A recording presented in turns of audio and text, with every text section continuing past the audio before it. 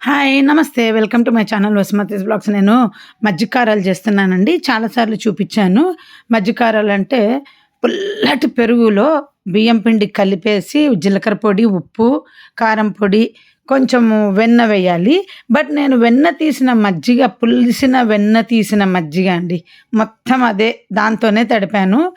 ఎప్పుడు నేను అలా తడపను. కొంచెము పుల్లటి పెరుగేస్తాను, ఉప్పేస్తాను. వెన్న వెయ్యాలని మా అమ్మ ఎప్పుడు చెప్పేది. బట్ ఈసారి పుల్లటి వెన్న తీసిన మజ్జిగ వేయటం వల్ల నిజంగా ఎంత టేస్టీగా ఉన్నాయో మజ్జిగ కారాలసలు. ఇది ఎవ్వరైనా చేసుకోవచ్చండి. బియ్యం పిండి ఒక్కటి ఆన్ ది స్పాట్‌లో చేసుకోవచ్చు.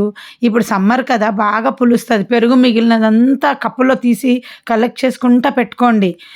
రోజు ఒక కప్పన్న పెరుగు మిగులుతుంటది. అలా మీకెంత పెరుగు మిగులుతదో పెరుగులో పిండేసుకొని కలుపుకుంటా గట్టిదనం చూసుకోండి. అదే లెక్క. బియ్యం పిండిలో పెరుగేసుకుంటా పోయినారనుకోండి, మళ్ళీ తక్కువ పడితే కష్టం. అందుకని చెప్తున్నా. మీరు తీసి పెట్టిన పెరుగులో ఉప్పు, కారం పొడి, జీలకర్ర పొడి, కొంచెం వెన్న వేసుకోండి ఉంటే. లేదా కొంచెము వె వెన్న లేకపోతే ఈ వెన్న తీసిన మజ్జిగ నేను చెప్పినట్టు వేసుకోండి. లేదా నూనె కాచి కొంచెం వేసుకోండి, అయిపోతది వెన్న వేసి ఎన్నిపాటైతే. ఇది పులుపు లేకపోతే టేస్ట్ రాదు. ఒకవేళ మీరిప్పుడు నా వీడియో చూసి ఇప్పటికిప్పుడు చేసుకోవాలి అనిపిస్తే మీకు ఏం చేస్తారంటే కొంచెం నిమ్మకాయ పిండుకోండి. పులుపు వచ్చేస్తది ఆటోమేటిక్‌గా. ఇంకా ఫస్ట్ కారపూస నేను నేర్చుకున్నది ఏదన్నా ఉందంటే ఇదే. ఎందుకంటే ఇది నా ఫేవరెట్ కారపూస. సో, ఇది చేస్తాను. కానీ అందులో సగం నేనే తింటాననమాట ప్రతి ట్రిప్పు. అంత ఇష్టం చిన్నప్పటి నుండి. ఇది కొంచెం నూనె పట్టుకుంటదని అంటారు కానీ, నాకేం పట్టుకోదండి. నూనె పట్టుకుంటదని డౌట్ అనిపిస్తే ఎప్పుడనిపిస్తదంటే, మనం పెరుగు అతిగా వేసి జోరు చేసేస్తామా, అప్పుడు నూనె పట్టుకుంటది. జోరు లేకుండా నేను చూపిస్తాను. పిసికేదంతా కూడా చూపిస్తున్నాను. ఆ మాత్రం గట్టిదనం. నానబెట్టేది లేదు, ఏమీ లేదు. పుల్లటి పెరుగు ఎండాకాలంలో పిచ్చగా మిగులుతది. చక్కగా ఒక అర లీటర్ మైను పెరుగు పెట్టేసుకొని చేసుకోండి. అలా తింటూనే ఉంటారు. నోట్లో కరిగిపోతుంటది. వెన్నపూస, బయట కారపూస ఏమీ పనికిరాదు. అంత టేస్టీగా ఉంటది. నేనేమంటే రిబ్బన్ పకోడీలాగా ఏస్తున్నాను. ఇది నార్మల్ కారపూసలాగా కూడా చేసుకోవచ్చు. బాగా పిసకాలండి. పిసికితే విరగదనమాట. ఇంకా పిసకకపోతే ఏమవుతదంటే విరిగిపోతది. నూనె కూడా కొంచెము నాకు ఎక్కువ పట్టుకున్నట్టు అనిపిస్తదనమాట. సో, సన్న సన్నగా చేస్తా ఎప్పుడు నేను. అవి విరిగిపోతుంటాయి. మీకు చక్కగా ఇప్పుడు యూట్యూబ్‌లో చాలామంది గరిటె మీద వెనకాల అంత మజ్జిగ కవ్వంతో అదే కారపూస కవ్వంతో వేసి గరిటెని ఇలా తిప్పేసి వేసేది చాలా సార్లు చూపించుంటారు. అలా కూడా చేసుకోండి. డైరెక్ట్ ఇందులో తిప్పితే చెయ్యికి సెగ తగులుతది. చాలామంది ఈ వేళ్ళతో ప్రెస్ చేసే స్టీలు కారపూసవి వాడతారండి. నాకది రానే రాదు. నాకు ఇదే అలవాటు. నేను చూపించేదే అలవాటనమాట. మీకు తెలుసా, నేను వీడియోలో ప్రతి చెక్కిళ్ళము వీడియో షూట్ చేశాను మీకు. వేసేది, తిప్పేది, వేసేది, తిప్పేది. మీకు చూడటానికి ఒకే క్లిప్ అనుకోకండి. ఎంత కాన్సంట్రేషన్ కావాలండి నేను పని చేసేటప్పుడు వీడియో షూట్ చేసుకోవడము. మీరే చెప్పండి. ఇప్పుడు వీడియో నాకు వేరే వాళ్ళు షూట్ చేస్తే అది తెలిసిపోతది మీకు. ఎందుకంటే ఒక్కొక్క చిన్న క్లిప్పులు షూట్ చేస్తారు వేరే వాళ్ళు షూట్ చేస్తే. ఇప్పుడు పని చేస్తూ మనమే షూట్ చేసుకుంటే చిన్న క్లిప్పులు వీడియో తీయటం అవుతదా మీరే చెప్పండి? అస్తమానము ఆను, ఆఫ్, ఆను, ఆఫ్. నేను అలా కాకుండా మ్యాక్సిమం నేను అంత వీడియో షూట్ చేసి ఫార్వర్డ్ పెడతానండి. అంటే నేను ఆన్, ఆఫ్ చేస్తాను. ఇప్పుడు ఇది వేసేటప్పుడు ఆన్ చేశాను. మళ్ళీ ఆఫ్ చేశా. మళ్ళీ కాసేపయ్యాక తిప్పేటప్పుడు, కాల్చేటప్పుడు ఇలాంటి వాటికి చేస్తా గానీ, ప్రతి పని ఆన్, ఆఫ్ చేయలేం. కానీ మీరందరూ వీడియోస్ చూస్తుంటారు ఎలా షూట్ చేసుంటారని. మేబీ వాళ్ళు మొత్తం వీడియో షూట్ చేసుకొని చిన్న చిన్న తీసుకోవచ్చు. కానీ కెమెరాలో అంత వీడియో షూట్ చేస్తే లోడ్ ఎక్కువైపోతది గదా! అది షార్ట్ వీడియోలో గూడా నేను అందుకే ఆ చిన్న క్లిప్పులు ఆన్, ఆఫ్ నా వల్ల కాదండి. నేను ఎంత వీడియో షూట్ చేస్తానో దాన్ని ఫార్వర్డ్ చేస్తే ఏదన్నా షేక్ అయింటది, దాన్ని మాత్రం తీసేస్తా. నేను వీడియోలంతా గూడా మీకు టిప్స్ లాగా కనిపిస్తుంది. నేను నోటితో చెప్పకుండా మీకు నా వీడియోలో గమనించాల్సింది ఏంది అంటే, ఈ పని చేస్తున్నాను, ఇదిగో గిన్నెలో వేశాను, మూతలో తీసా, ఇట్లాంటివన్నీ చెప్పను. మీకు చూస్తేనే అర్థమయ్యేలాగా నా వీడియోలో షూట్ చేస్తున్నా. మీకు ఒక్కసారి నా వీడియో చూస్తే 2 వీడియోలు చూసినట్టు లెక్క. ఆలోచించండి. వీడియో షూట్ చేసి చూపిస్తూ మాటలు కూడా మాట్లాడుతుంటాను, వేరే మాటలు. ఇలా తక్కువ మంది చేస్తారు video. But same video run అవుతూ సేమ్ మాటలు మాట్లాడడం కూడా చాలా కష్టమండి. అది గుర్తుపెట్టుకోండి. యూట్యూబ్‌లో వీడియోలు షూట్ చేయడం కష్టం. ఎడిటింగ్, అప్‌లోడింగ్ అన్నీ కష్టమే. చూసే మీకు మంచి ఎంటర్‌టైన్‌మెంట్ ఇస్తాం. కానీ మీరు గూడా గ్రేట్ ఓపికగా అందరి వీడియోస్ చూస్తారు. ఇదండి. ఇదే మజ్జికవ్వం. దీంతోనే నేను చేస్తా. అమ్మ నాకు పెళ్ళప్పుడు ఇచ్చినదనమాట ఇది. మా అమ్మ ప్రతీదీ నాకిచ్చింది పెళ్ళప్పుడు. ఇలా నేను నాకప్పుడు కారపూస చేయటం గూడా రాదు. కానీ మా బాబాయ్‌ది స్టీల్ షాప్ అవ్వటం వల్ల నన్ను బాబాయ్ షాప్‌కి పంపించేసింది. మా పిన్నమ్మ తీసుకెళ్ళిపోయింది. అన్నీ తనే కొనిపించింది. నాకు గుర్తు 97లో నా పెళ్ళికి స్టీల్ సామాను ఇచ్చినది ఇంట్లో తీసిపెట్టినవి కాకుండా 10,000 అని చెప్పినారు. అప్పుడు గుర్తు. ఇవన్నీ గూడా అడిషనల్ మాటల్లో ఉండవు. ఇవి అని. ఇంకొక మాట చెప్తాను ఏమనుకోనంటే ఎవరు ఫీల్ అవ్వకండి. మీరు మీ ఇళ్ళల్లో కోడళ్ళని తెచ్చుకున్నప్పుడు ఇది నేను డైరెక్ట్‌గా నా ఫీలింగ్స్‌ను చెప్పటం లేదు. డైరెక్ట్‌గా చెప్తే కొందరిని హర్ట్ చేయడం అయిపోతది. ఓకే. ఎవరు ఏంటని గూడా నేను చెప్పను. ఏం చెప్తున్నానంటే ఒక ఒక ఇంట్లో ముగ్గురు కోడళ్ళు ఉంటారు ఆ కాలంలో. హ్మ్. మీరు ఒక్కొక్క ఇంటి నుండి ఒక్కొక్క కోడళ్ళని తెచ్చుకుంటారు. హ్మ్. ఎవరు పుట్టింటోళ్ళు వాళ్ళు పెట్టిన దాని ప్రకారం వాళ్ళ లైఫ్ స్టైల్ ఉంటది. అది తప్పెవరిది? చెప్పండి. ఇప్పుడు నా పుట్టింటోళ్ళు నాకు గౌరవంగా ఇచ్చి పంపించిన వాటితో నా లైఫ్ స్టార్ట్ చేశాను. సో, దీనికి కారణము నా తప్పు కాదు గదా! నన్ను చూసి అసూయ పడడం ఎంత మటుకు కరెక్ట్ చెప్పండి. హ్మ్. ఒకసారి ఇలాగే హ్మ్, నేను బయటికి చెప్పేస్తున్నాను. ఒకసారి నా తోడికోడలు ఇలాగే నాతో హైదరాబాద్‌లో నాతో ఉన్నప్పుడు ఒక మాట అన్నది. "నీకన్ని వసతులున్నాయి.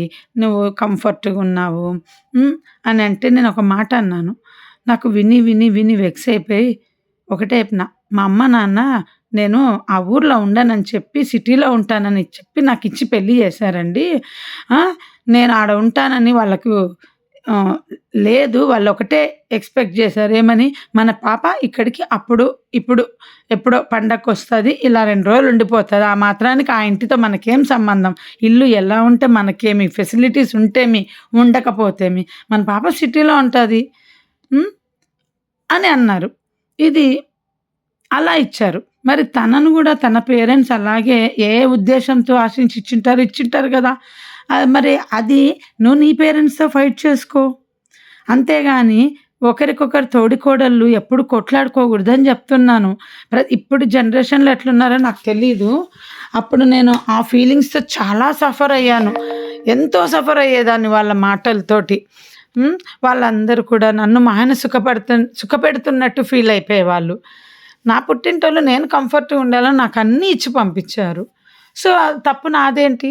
అది నా పుట్టింటోళ్ళ గొప్పతనం కావచ్చు, మీరు పెద్దిళ్ళని తెచ్చి చేసుకోవడం కావచ్చు. మీరు పెద్దింటోళ్ళే, మేము పెద్దింటోళ్ళే, అందరం పెద్దింటోళ్ళమే. ఇప్పుడు ఒక ఇంటి కోడళ్ళైనాక అందరం సమానమే. అట్లా అని ఇప్పుడు నా సామాను తీసుకెళ్ళి మీరు వాడండి అని ఇవ్వలేను గదా! మీ దగ్గర ఉన్న ఫెసిలిటీ నేను వేలెత్తి చూపిచ్చను గదా! హ్మ్. నా మనసులో అప్పుడు ఏమనిపిచ్చేది తెలుసా? మేము నెలకు రెంట్ కట్టుకుంటాం ఇంటికి. మీరు రెంట్ లేకుండా ఊర్లల్లో ఉంటున్నారు గదా! అని అనాలనిపిచ్చేదండి. మాకు నెల నెల రెంట్ అయిపోతుంది. మీరు అత్తగారు, మామగారు నీడలో ఉంటారు. మీకెన్ని బెనిఫిట్స్ ఉంటాయి. ఏదైనా వాళ్ళ ప్రతి సొమ్ము మీదే అవుతది. మాకలా ఇవ్వరు కదా! వాళ్ళ ప్రతి సొమ్ము మాకివ్వరు గదా! వాళ్ళకెవరేం పెట్టినా కానీ, ఏదైనా గానీ, వాళ్ళది సొంతం అనేది అన్నీ మీవే అయితాయి ఫ్యూచర్‌లో. మాకు ఏదో వచ్చేదో వస్తది. ఇలా కంపేర్ చేసుకోకండి తోడికోడళ్ళుగా ఎవ్వరు కూడా. ఒక ఇంటి కోడళ్ళైనాక వాళ్ళ పుట్టింటి వాళ్ళు ఇచ్చిన దాన్ని బట్టి వాళ్ళు సుఖపడతారు. అత్తగారులేమన్నా ఈ కోడలికెక్కువ, ఆ కోడలికెక్కువ అని పెళ్ళైన వెంటనే ఇవ్వరు కదా! చెప్పండి. మీరు మీ పుట్టింటి నుండి ఫైట్ చేసుకొని తెచ్చుకోండి కావాలంటే. అంతేగాని నా తోడికోడలు ఇంత తెచ్చింది మీరు నాకింత పెట్టలేదని అనండి. అంతేగాని తెచ్చుకున్న తోడికోడల మీద ఏడవకండి. మీరు నమ్మరండి నా దగ్గర చీరలు గూడా చూసి చాలా ఫీల్ అయిపోయేవాళ్ళు. వాళ్ళు అంటే వాళ్ళ దగ్గర నాకు పెళ్ళప్పుడు అమ్మ 100 చీరలిచ్చింది. వాళ్ళ దగ్గర అన్ని చీరలే. ఇది గూడా నా తప్పా? నాకు అమ్మ చాలా గోల్డ్ గూడా ఎక్స్‌ట్రా అడిషనల్‌గా ఇచ్చింది. అది వాళ్ళ దగ్గర లేదు. అది నా తప్పా? చెప్పండి. నన్నెందుకు ఆ ఇంటికి తెచ్చి చేసుకున్నారు? అది వాళ్ళకి తెలియాలి. ఎందుకు చేసుకున్నామనేది. తర్వాత నా మీద ఏడవడం ఎంత మటుకు కరెక్ట్ చెప్పండి? హ్మ్. ఎందుకంటే దీనికి చాలా కారణాలున్నాయి నాకు తెలుసు. దానివల్ల నేనెంతో నష్టపోయినాను ఆ కారణాలతోటి. ప్రతిదీ కూడా ఇంకా నాకనిపిస్తది వాళ్ళ అత్తగారు వాళ్ళు ఎంతైనా పెడతారులే, మనం వాళ్ళని చూసుకోవాల్సిన అవసరం లేదన్న ఫీలింగ్‌తో వాళ్ళు మొదటి నుండి బ్రతికేశారు. సో, నాకు ఆ ఇంటి నుండి గూడా ఎప్పుడు లాభం కంటే నష్టం ఎక్కువ జరిగింది. అయినా కానీ నేనెప్పుడు కూడా నోరెత్తి ఎవ్వరిని ఏమనలేదు. నా అదృష్టం ఎంతుందో అంత నేను బ్రతికాను. కష్టాలు నా దురదృష్టం కొద్దీ నా కష్టాలు అనుభవించాను. హ్మ్. ఏ కోడలైనా ఒకే ఇంటి కూతుర్లైనా, ఒకే ఇంటి కోడళ్ళైనా ఒకటి గుర్తుపెట్టుకోండి. ఒకరిని చూసి ఒకరు ఏడవకండి. ఎవరు అదృష్టమే ఒకే అక్క చెల్లెలు ఒకే ఇంట్లో పుడతారు. ఒకే తల్లిదండ్రులు ఒకే రకంగా కట్నాలు ఇచ్చి పంపిస్తారా? ఒక్కొక్క పిల్లకు ఒక్కొక్క రకం కట్నం ఇస్తారు. అది తప్పెవరిది? అది భగవంతుని లీల. వాళ్ళ తలరాతలను బట్టి. మా అక్కకు జరిగినంత గొప్పగా నా పెళ్లి జరగలేదు. మా అక్కకు పెట్టినంత గొప్పగా పెళ్లి తర్వాత నాకు జరగలేదు. ఎవరికి ఎంత జరిగిందో అంత. నా తర్వాత నా చెల్లికి అంత గొప్పగా జరగలేదు. హ్మ్. ఇప్పుడు వీటిని పట్టుకొని మనము బాధపడతామా? వాళ్ళున్నంత వరకు వాళ్ళ పేరెంట్స్ వాళ్ళ అదృష్టంను బట్టి వాళ్ళకి పెట్టి పంపించారు. పేరెంట్స్ అదృష్టం గాదండి. నీ తలరాత ఎట్లా ఉందో నీ పేరెంట్స్ నుండి నీకలా ముట్టిందంతే. ఫ్యూచర్ అంతా ఇలాంటి మాటలతో అక్క చెల్లెళ్ళు కొట్లాడుకోకండి అని చెప్తున్నా. తోడికోడళ్ళు గొడవలు పడకండి. అందుకే నేను నా కూతుర్లకెప్పుడు చెప్తాను, నేను నా పుట్టింటోళ్ళు నాకెలా గౌరవంగా అన్ని మర్యాదలిచ్చి నిన్ను పంపారో, మాక్సిమం నా పిల్లలను నేను అలా పంపాలి. వాళ్ళకు అన్ని వసతులు నా తరపున పెళ్ళయ్యే వరకు వాళ్ళకేం కావాలో మా అమ్మ నాకేం కావాలో అవి తనే కొనిపిచ్చింది. తనే చూసుకొని కొనిపిచ్చింది. నేనేమి అడగకుండానే. హ్మ్. మా అక్క గూడా అడగకుండానే తనకన్నీ కొనిపిచ్చింది. తన స్తోమత ఎంతుందో అంత. ఏ రోజు తల్లిదండ్రులు ఏ పిల్లకు అన్యాయం చేయాలని అనుకోరు. ముఖ్యంగా ఆడపిల్లల విషయంలో ఏ తల్లిదండ్రులు ఒకరికెక్కువ ఆ రోజు ఆ పరిస్థితి ఎట్లుందో అట్లా. అదే అత్తగారులు గూడా కొడుకులకు అలాగే చూడాలని నేను చెప్తున్నాను. ఆ తల్లిదండ్రులకు ఆడపిల్లలు ఎంత తల్లిదండ్రులు న్యాయంగా చేస్తారో, అత్తగారులు గూడా ఇద్దరు కొడుకులు మా నాన్నమ్మ అయితే అండి, ముగ్గురు కోడళ్ళకు ప్రతిదీ ఒకటే వస్తువు చేపిచ్చింది. బంగారు వస్తువు తెలుసా? అవి ఇప్పటికి నాకు కళ్ళల్లో నీళ్లు తిరుగుతాయి. ఎంత గ్రేట్ తను. ఒక కోడలు దగ్గర ఉన్నది ఇంకో కోడలి కాడ లేదనకుండా అందరికీ సమానంగా చేపిచ్చిందండి. మా అమ్మ ఎప్పుడు చెప్తుంటది. ఒక వస్తువు మా ఇంట్లో ముగ్గురికి ఉండేది. నా అట్లా ఎంతమంది ఉన్నారండి?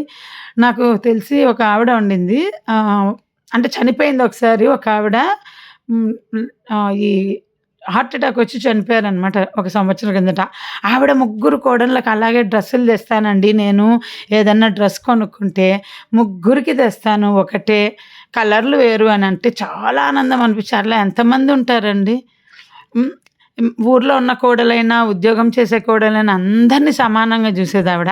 అలాంటి ఆవిడ చనిపోయాక ఆవిడ కష్టాలు ఆవిడ ఎన్ని కష్టాలు ఆవిడ అవి పిల్లల మీద పడ్డాయంటే, ఇప్పుడు ఆవిడను వాళ్ళు తిట్టుకునే స్టేజ్‌లో ఆవిడ వాళ్ళకు జీవితాన్ని వదిలేసి ఎళ్ళింది తెలుసా? అన్ని అప్పులున్నాయి. ఏం చెప్తున్నానో అర్థమవుతుందా? మీరు పోయిన తర్వాత మీరున్నప్పుడు చూసుకోవడం గాదు. మీరు పోయిన తర్వాత తిట్టుకోకుండా ఉండేలాగా చూసుకోండి మీ పిల్లలు. వాళ్ళకి ఏ కష్టం పెట్టకండి. దయచేసి ఇంతే నేను చెప్పదలుచుకుంది. బాయ్. సీ యూ మళ్ళీ నెక్స్ట్ వీడియోలో